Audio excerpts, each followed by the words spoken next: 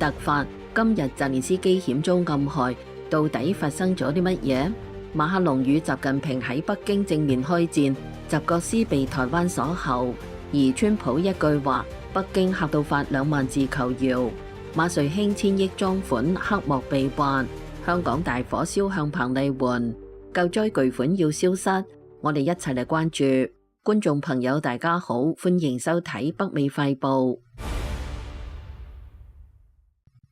今日12月4號，據《華爾街日報》發出重磅消息，澤連斯基險遭暗害，僥倖避過咗軍用大型無人機襲擊。與此同時，馬克龍喺北京因為俄烏問題與習近平硬碰硬，多家外媒都報道咗呢個突發消息。澤連斯基總統嘅專機喺離開愛爾蘭之際，有4架大型無人機出現都柏林機場，一艘部署喺都柏林灣外海，負責護衛總統專機嘅愛爾蘭海軍艦艇，喺澤連斯基班機即將抵達前，目擊4至5架軍用大型無人機升空，並向總統班機飛行路徑移動。無人機闖入咗澤連斯基專機預定飛行嘅禁飛區，並逼近降落航道。所幸總統專機提前降落，先至避開咗無人機。愛爾蘭安全部門話，事件已被定調為刺殺未遂嘅混合型襲擊事件，目前正在調查。俄美談判日前破局，而普京喺談判期間直接話，歐洲如果開戰，俄羅斯隨時奉陪。呢個亦顯示，無論係過去嘅美俄28點和平計劃，定係後嚟嘅美烏20點和平計劃，全部失敗。隨後，歐洲議會議員同歐盟27國琴日達成咗集體達成協議，將喺2027年秋季之前，歐盟全境禁止俄羅斯天然氣入口到歐盟全境，就係要切斷俄羅斯戰爭機械嘅金源。而12月4號，普京更係公開表明，烏克蘭軍隊必須撤離頓巴斯地區，否則俄軍會用武力或其他方式奪取頓巴斯全境。日前正喺中國進行訪問嘅馬克龍，今日敦促習近平能夠對俄烏戰爭施壓，而且在糾正唔平衡貿易中發揮作用。但係習近平堅決拒絕承擔烏克蘭危機嘅任何責任。外界分析，儘管呢次習近平對馬克龍給予罕見高規格待遇，但係兩個人其實都少女藏刀，雙方上演硬碰硬。馬克龍今日會晤習近平時表示，中法對話而家比以往更重要。佢提出3項合作方向：地緣穩定、經濟再平衡、環境永續。據法新社嘅報導，馬克龍表示已經同習近平長時間討論咗烏克蘭問題。因為俄烏問題已經威脅歐洲安全，佢希望中國能夠加入到歐洲嘅努力，幫助盡快實現停火。而習近平表示希望雙邊經濟關係能夠平衡發展，亦表示對烏克蘭和平嘅願望，會繼續為解決危機發揮建設性作用。但係習近平同時強調，中國堅決反對任何不負責任嘅推卸責任或誹謗他人嘅企圖。而馬克龍並冇公開提出任何指責。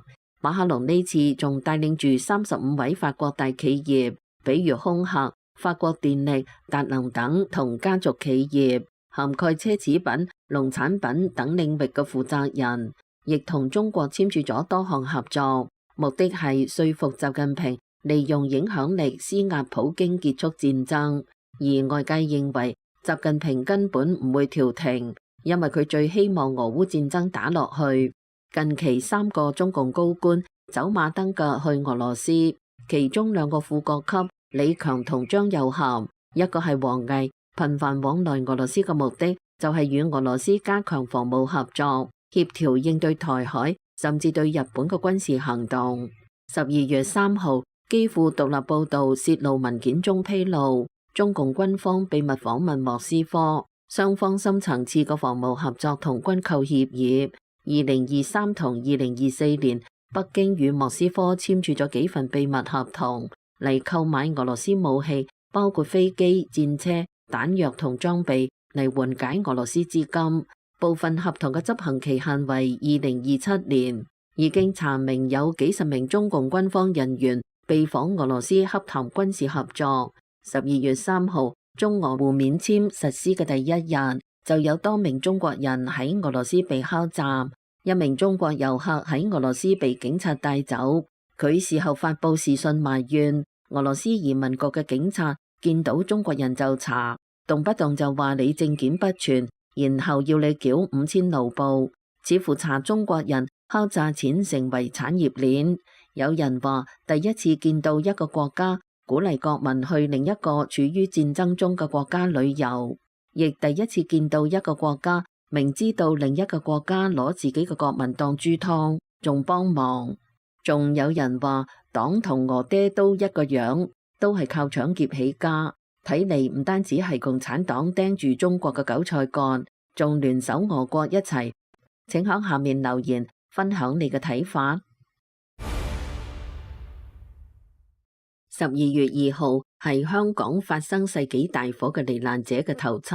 官方話156人不幸罹難，千百個家庭失去家園，全香港彌漫住哀悼氣氛嘅同時，而救災巨款會唔會消失嘅消息引發外界關注。與此同時，呢把火已經燒到彭麗媛嘅頭上。目前香港人對港府追責聲高漲，香港地鐵大埔站放住免費自取鮮花嘅箱，香港年輕人從箱入邊攞走祭祀用嘅鮮花，好多人仲放咗錢入去，甚至箱入邊冇花，仲有人放錢。箱入邊空咗，又好快有人補貨，仲唔係同一個人補貨，真嘅令人感動。大家話香港人嘅骨子入邊有嗰種良知、正義、堅持同不屈。政府變啦，但係香港人冇變。12月3號，香港浸會大學學生們喺民主牆張貼標語悼念火災逝者，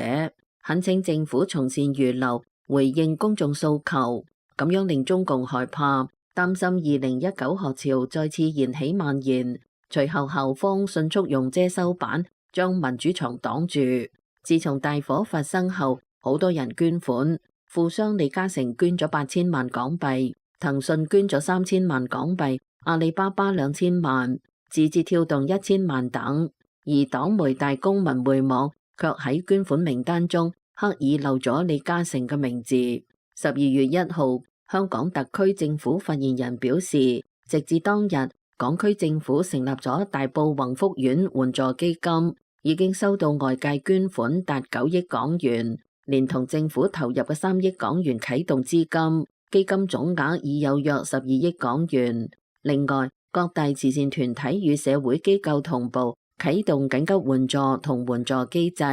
因此各界捐款達到30億港幣，會用喺協助居民重建家園、提供援助、臨時過渡住房、生活津貼救濟等等。而今日民政事務局長公布，考慮到天氣漸冷，災民需要添置衣物，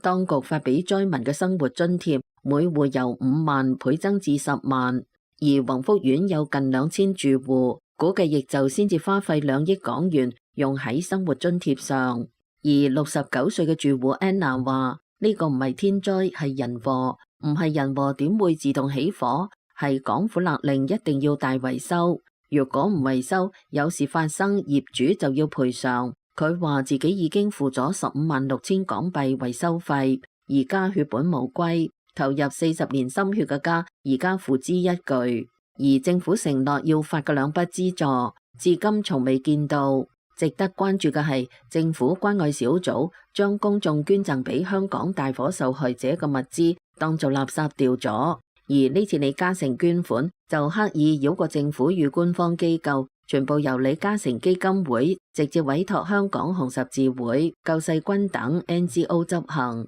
想確保一分唔少直達災民，基金會仲明確要求公開賬目，避免遭中共系統侵吞。而民眾擔心幾十億捐款遲早會巧立名目嘅消失。